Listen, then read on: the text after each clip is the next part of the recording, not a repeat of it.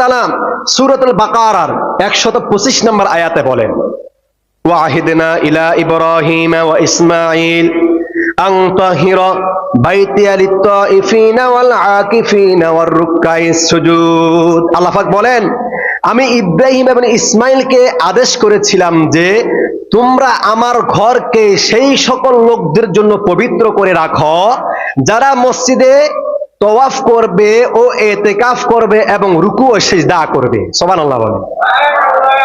এই বিধান করেছেন ইতিকাফের, তওয়াফের, সিজদা, রুকুর আল্লাহ তাআলা আদেশ করেছিলেন ইব্রাহিম এবং ইসমাইল আলাইহিস সালামকে। তার মানে কি ইতিকাফ নতুন না পুরান?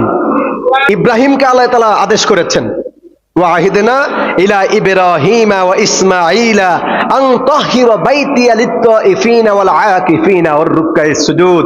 আমি ইব্রাহিম এবং ইসমাইলকে এই মর্মে আদেশ করেছি তোমরা আমার ঘরকে পবিত্র রাখবা সেই সকল মানুষের জন্য যারা এইখানে ইতিকাফ করার জন্য, তওয়াফ করার জন্য ওর এবং রুকু ও সিজদা করার জন্য আসবে, তাদের জন্য তোমরা এই ঘরটাকে পবিত্র রাখবা।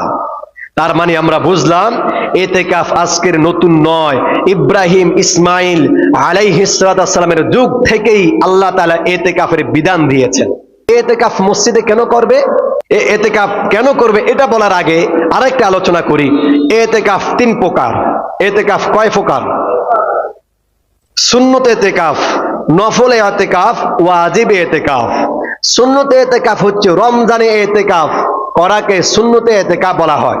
এটার আরেকটা নাম হচ্ছে সুন্নতে কিফায়া। রমজান মাসের শেষ তারিখে ইতিকাফ 10 দিন ইতিকাফ করাকে সুন্নতে কিফায়া বলা হয়।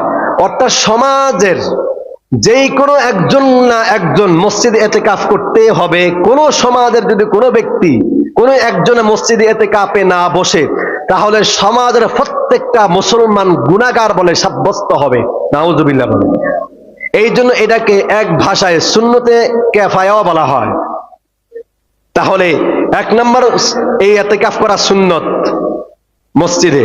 2 নম্বর হচ্ছে নফল ইবাদত ইতিকাফ।